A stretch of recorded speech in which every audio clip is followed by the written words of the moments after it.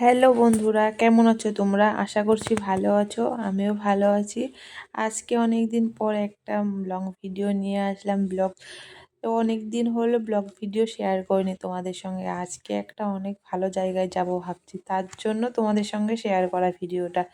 মানে কি বলবো, অনেকটা অনেক দিন আশা করেছিলাম, আজকে আমার সেই আশাটা পূর্ণ হতে চলেছে। তার জন্য ভাবলাম তোমাদের সঙ্গে একটু শেয়ার করি। ব্যাস, আমি যাচ্ছি, আমি, ছেলে আর আমার বর। ব্যাস, বাইকে করে যাচ্ছি। আজকে তো যাওয়া হবে না, আজকে গিয়ে বাড়ি থাকবো, কাল যাব ওইখানে। কোথায় জানো?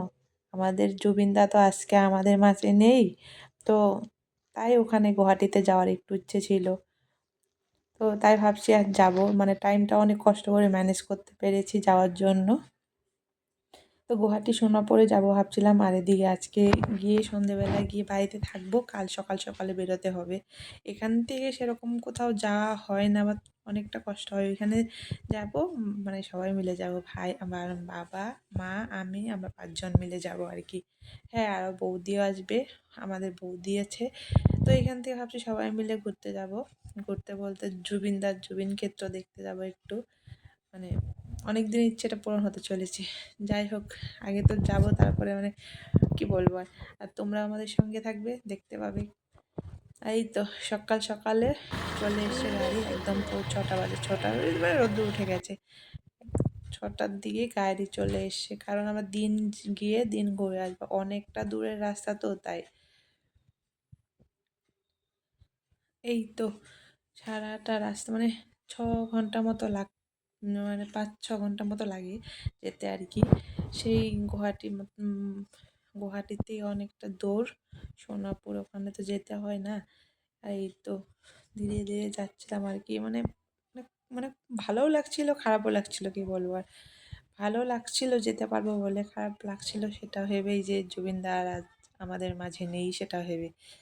যাই হোক, যাচ্ছি।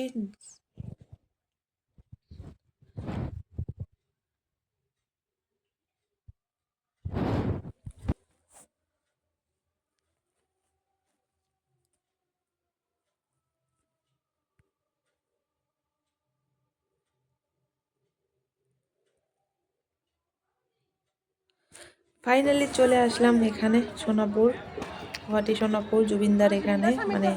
অনেক দিনের আশা আজ পূর্ণ হলো আমার। চলে এসেছি এখানে।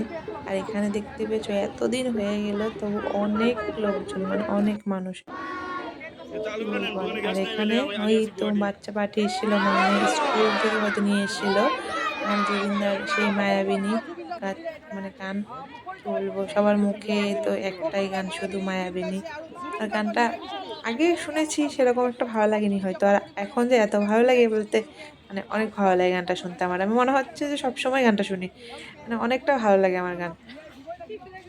আর আমি নিজেও যাইনি, আমি যে জুবিনদার এত বড় ফ্যান ছিলাম, বুঝতে পারিনি, এখন বুঝতে পারি এখানে এসে।